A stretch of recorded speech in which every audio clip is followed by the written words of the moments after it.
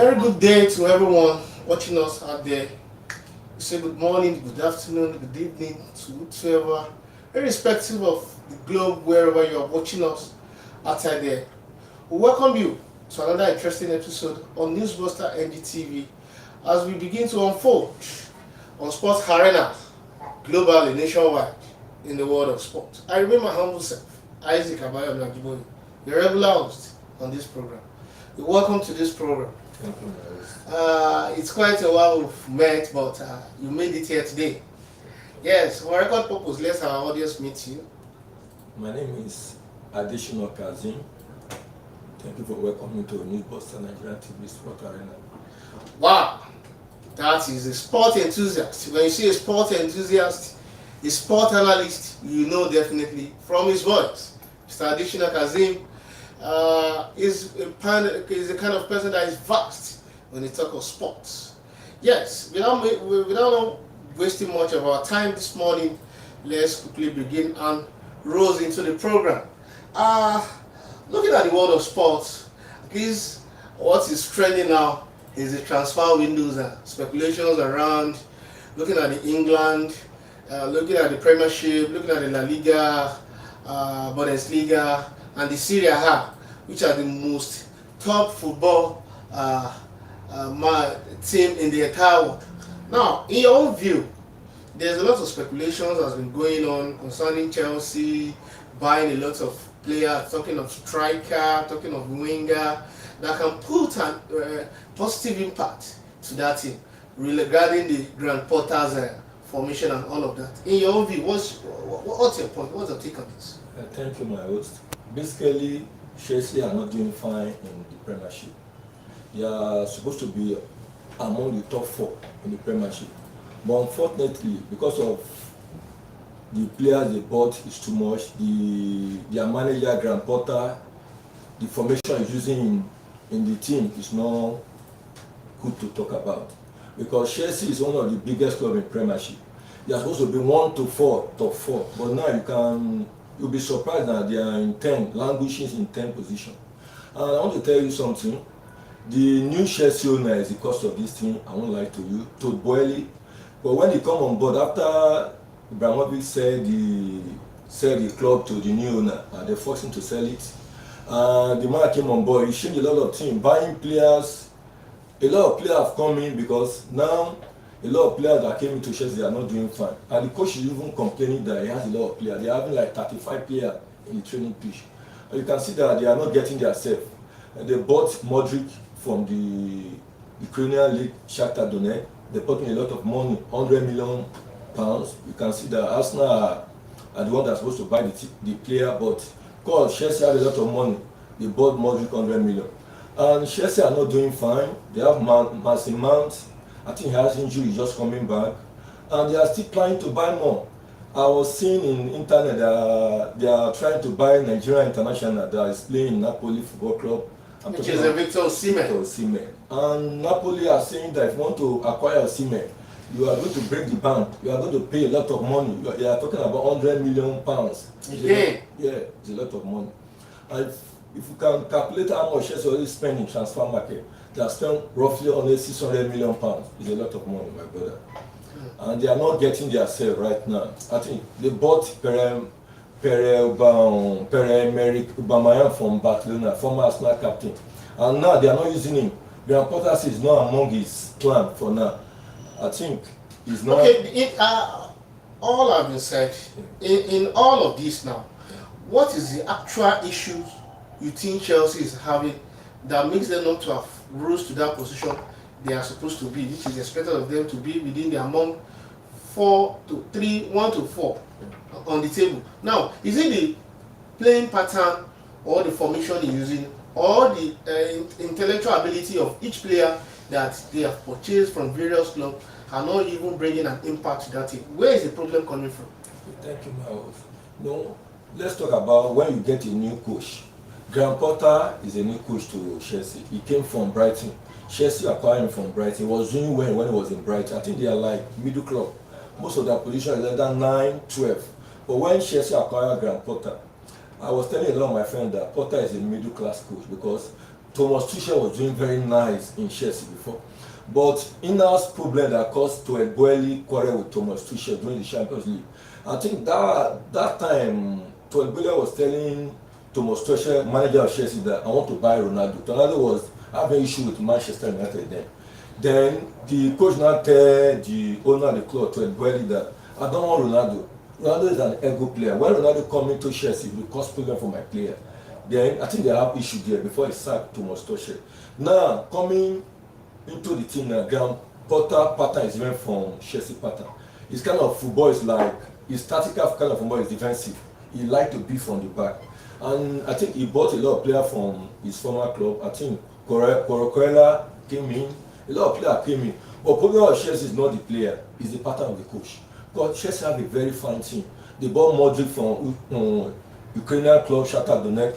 They bought World Cup winning Argentina midfielder Enzo Francisco from, I think, from Benfica. From Benfica, a lot yes. of money. And they bought a young Brazilian player too. And they bought a French young player too, Fofana. I think Chelsea problem is not the player, it's the coach. The Chelsea football team is not the player, like I've heard it all from my guest, is the coach. The playing pattern of Chelsea is quite different from what Chelsea has used to be in the likes of Thomas Tuchel. Now, here we are today. Let's have your opinion, your views, your observation, your comments on our comment section. I will definitely oblige all what you've said. Yes, let's also the same thing applicable to Liverpool Football Club. What is also happening to Liverpool? Because when you look at Liverpool Football Club nowadays, they are totally flawed. You can't even think of what Liverpool of the past, like the slogan normally says, never walk alone.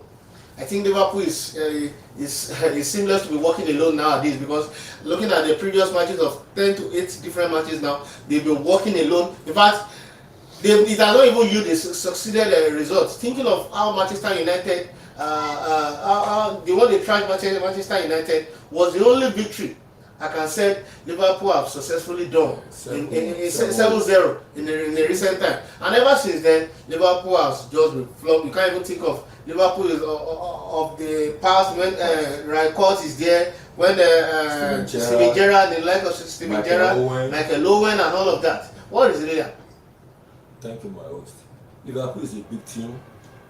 You understand?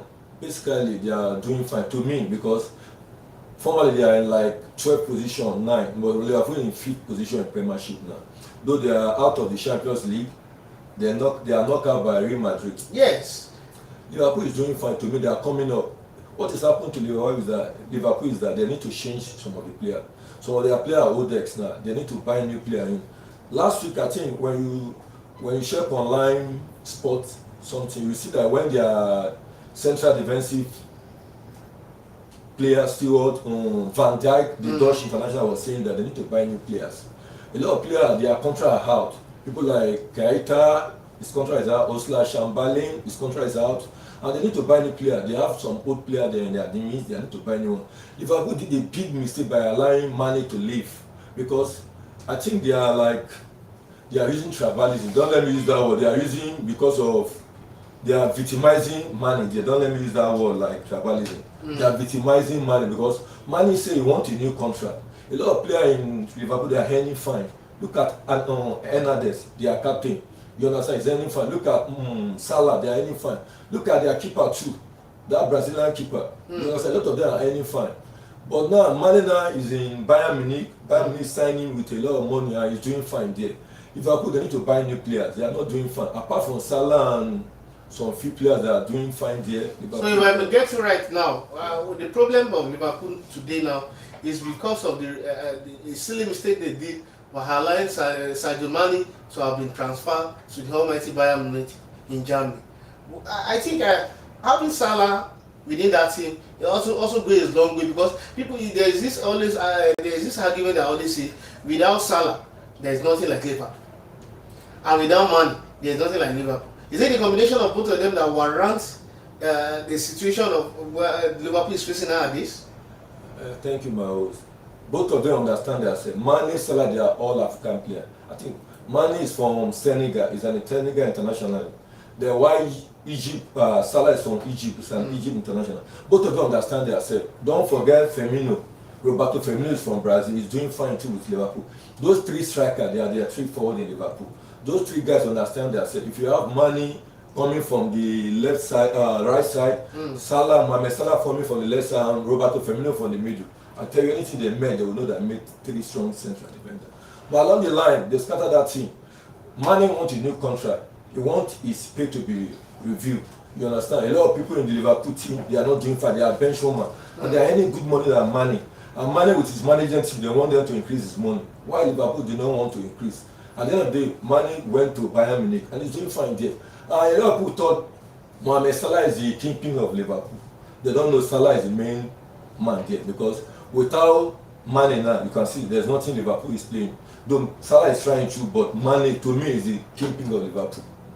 All right, talk of the transfer windows spreading across the Europe. What's your take on this also? Actually, transfer window will open in the summer. Summer start probably July. And what are the speculations going around from one club to another of players moving around? What's your view on this? There's a lot of speculation. It's all about speculation. But transfer window will open July.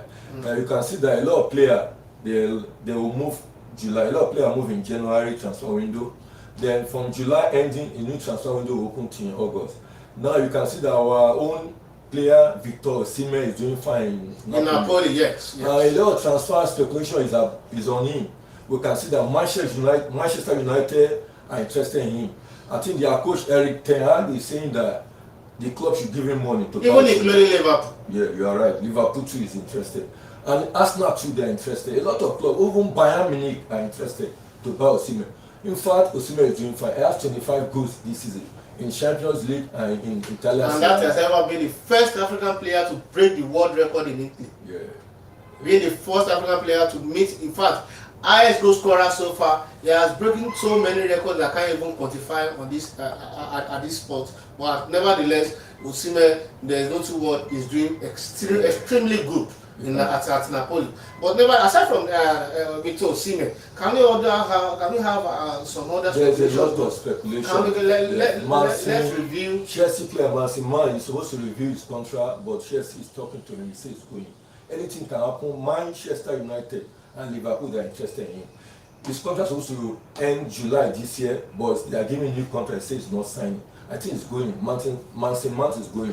But for Mason Mount to have left Chelsea, if he disagreed not to sign another new contract with Chelsea, looking at that winger he normally plays, which is, if I'm not mistaken, 8 to like 7. Yeah. Yes. Now, if Mason Mount should go out of that team, psychologically, is it not going to affect Chelsea team? No, it can't affect. It can't affect them. Chelsea have a lot of players now. New players coming in. They have a lot of players. It cannot affect. Though the guy is doing wonderful. He's an England international. Yes. Masuma is doing fine, but it will not affect them. It will not affect them. Okay. Let's move ahead. Then we have Ben Chilwell of Chelsea too. Manchester City. Pep Guardiola is a fan of Ben Chilwell. He said that a new transfer window is going to go for the guy. I think Chelsea bought him from Leicester City then. But Ben Chilwell has been doing a lot in Chelsea team. But because of injury wise, they have not been featuring him. But now that he's back now, he's playing fine. His combination is fine with Ryan Sterling. But I think that Manchester City are going to acquire him because any player that Manchester City say they will buy, they have a lot of money. Don't be forget they are being financed by Sheikh money, the oil money. Yes. And aside that, now looking at the international break the players had recently now, majority of the players have gone for the national team now to at least the national, so as to go and do their homework. Talk of the African Cup of Nations qualifier, our African players have now been back home. What's your view on this also? Thank you, my host. Nigeria will be playing Guinea-Bissau in two-leg match for qualify for 2025 African Cup of Nations that will be hosted by Cote d'Ivoire, Ivory Coast. And the Nigerian Football Association have invited a lot of African Nigerian players that play abroad. And most of them are in the team now. They are in Abuja now training. Victor Osimhen is back. Wilfred Ndidi is in the team. Kelechi Iheanacho is in the team. A lot of players are back now. Olaino is there. Semilore Ajayi that play in Premiership, in Championship is there. A lot of Nigerian players are back now. I think they are going to do well. They are going to beat Guinea-Bissau home and away. Are you sure? On the scorecard of what? I think in when we'll beat them here, let's say 3-1, and in that play we'll beat them 2. Yes, that's the prediction from Mr. Adeshina. Nigerians will won home and away against Guinea-Bissau. Yes, and aside that, we've seen what happened in the UEFA Champions League of recent time. And I think, if I'm not mistaken, we are at the quarter-final stage now, which they have been grouped to like 8 different groups now, finalists now. Now, Chelsea, Madrid. First and foremost, what's the take on this? To be a tough match. I was going to meet a lot of Chelsea fans. They are my friend. They are saying that they are going to beat Madrid.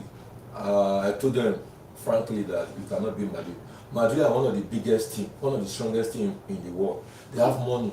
I think they are the richest club anymore, apart from Manchester United. They have a lot of resources. Don't forget they have one of the best coaches in the world, Carlos Ancelotti. You can see they have strong team. You understand? They have Vinicius Junior from Brazil. He's coming from the left flank, and they still have Benzema. Don't forget he's the world best footballer of the world recently. You can see this Brazil. Real Madrid have a very strong team. They have Rodrigo from Brazil too. He's a young sharp. I think he's doing fine.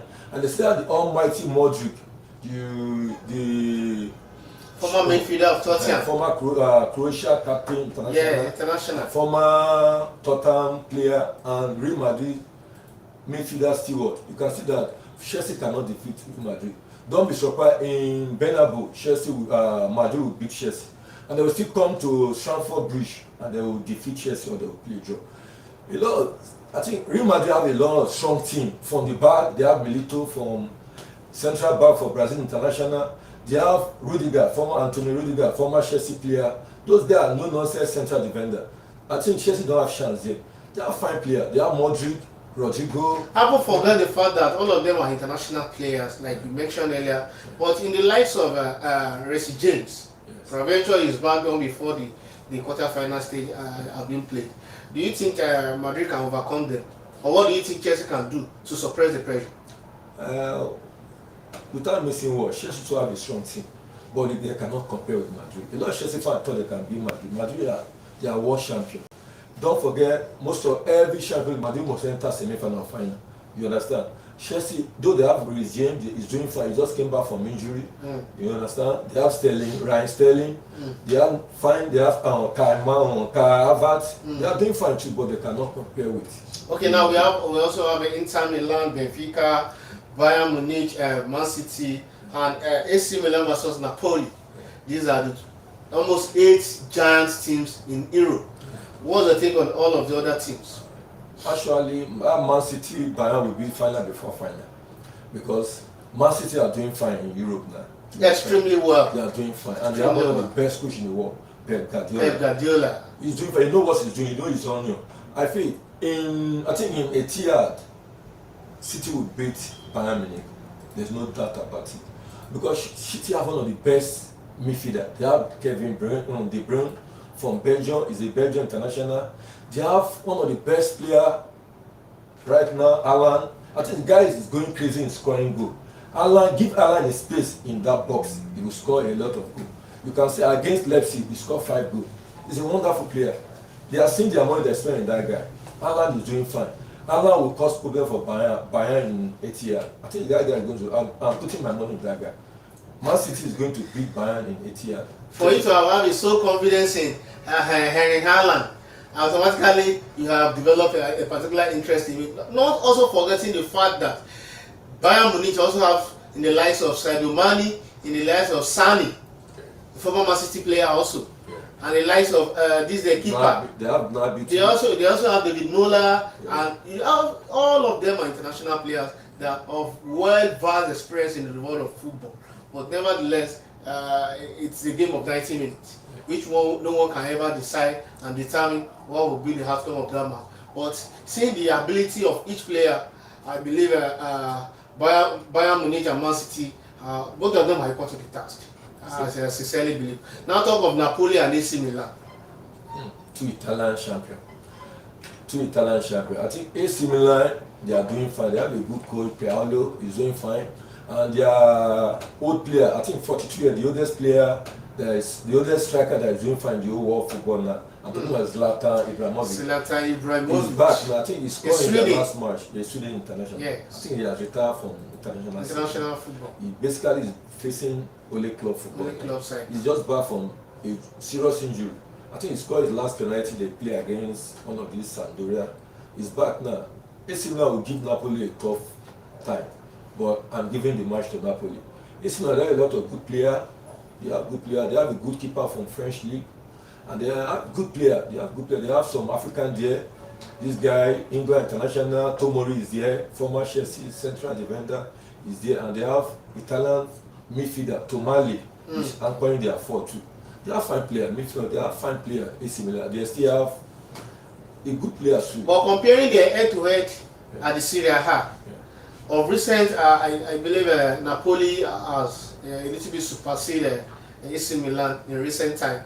And looking at the likes of Victor Osimhen, as we've said earlier on before now, Victor Osimhen is doing extremely well. And aside that, I think Napoli's players, most of them are young, and they have that erudite and energetic power to run that 90 minutes without no stress.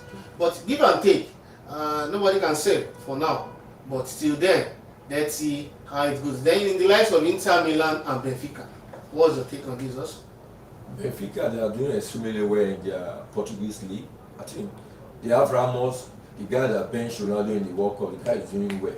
In their last match against Anderlecht, that guy scored, I think he scored 2 goals. Ramos is trying. He's doing extremely fine in the Portuguese league. And this is a Champions League. Anything can happen. Inter too, they are doing fine. Don't forget Lukaku is back. Former Chelsea player that was loaned to Inter Milan is back too. They have and Zeko is back too. Eden Nzeko, a Serbian international, is back too. I think Inter will do fine. They are one of the best defender in Italian league too. Inter will do fine, but I'm giving my stake to Inter. Inter will remove Benfica in this. On the scorecard of what? I think if Benfica came to San Siro, Inter will beat them, maybe probably 2-1. For our viewers watching us right there, we are on the Sports Arena on Newsbuster NGTV. Let's have your comment, your observation, your opinion, your view. There's always a room for feedback in any communication. You don't let us do it alone, because the Champions League quarter-final stage is around the corner, and in less than a few days to this time, they'll be going into the pitch. Drop your comments on the scorecard. Bayern Munich, Man City, Inter, Benfica, Chelsea, Madrid, and the almighty, the 2 Italian giants, AC Milan and Napoli. What will be the outcome of these results? Whoever that's called, that get it right, that knows the prediction right, will have will definitely win an award. I can assure you of that. Can you just send your comments, your observation, your view into our comment section. And aside that, we are moving towards the end of the season. Let's think from the Premiership. Arsenal is extremely doing well, aside from the lapses they had recently when they had a big loss against Manchester United. I think Arsenal is in the first or second line, if I'm not mistaken. The top of the Premiership now. The top of the Premiership. And just of recent, Bukayo Saka, which is from the Arsenal team, was being awarded as a young player for the year in the club of London. What's your take on this, and what would you really aspired for him to have been rewarded in such magnitude? Basically, Arsenal is doing fine to me in the Premiership. For them to be top of the Premiership, I think they are leading Man City by 8 points now. Man City have an outstanding match to play, I think with Liverpool or something like West Ham. Arsenal is doing fine. Kudos to their coach, Mikel Arteta is doing fine. The young coach, I think he's 40 years. It's one of the best coaches in Premiership now. You understand? Real Madrid, they are even interested in him.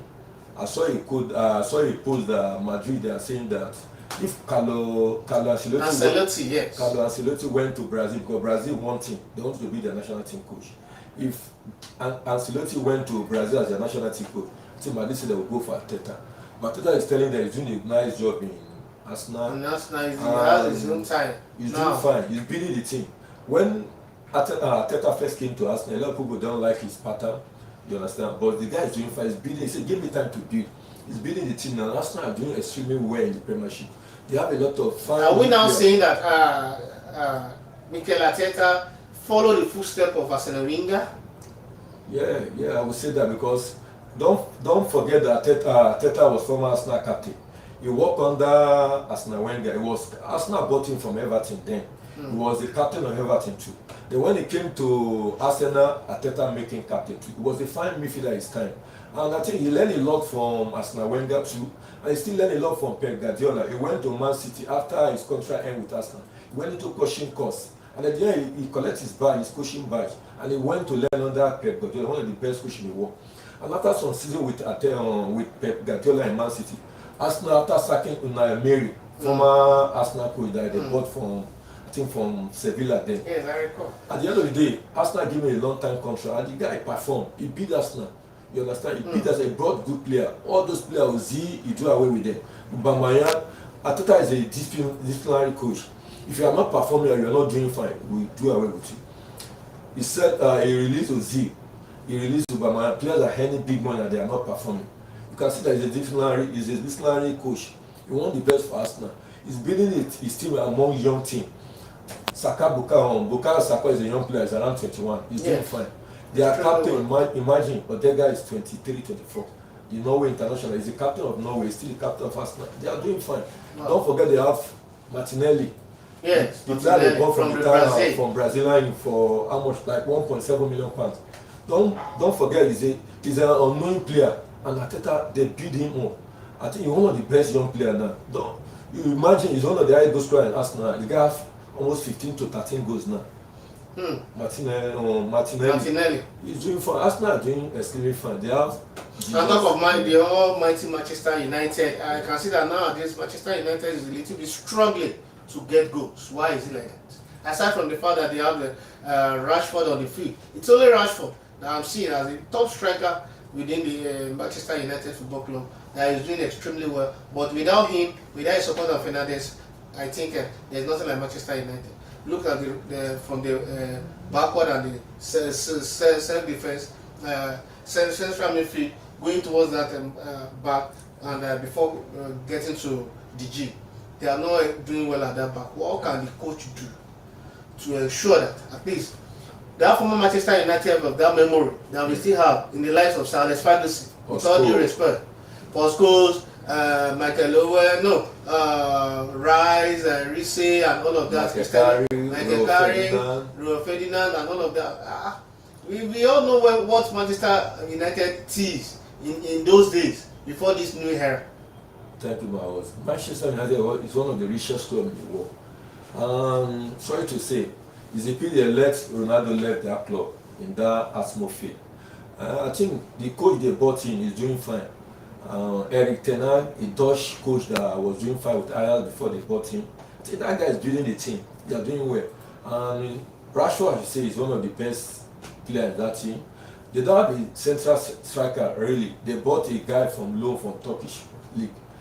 I think a Dutch player, Weghorst, or what do they call him? He's a lanky tall player. He's doing fine. And don't forget Bruno Fernandes too, the Portuguese international that is their captain. Is doing fine. Much like they need a central forward. That's what they're going for Nigerian international Victor Osimhen. Their problem, they need a central forward. They are just playing from the back. I think Bruno Fernandes and Casemiro, they are doing fine in that midfield, but they need a figurehead, a central forward that will play 9. Rashford is not a centre forward. He was coming from side. I think a left footer.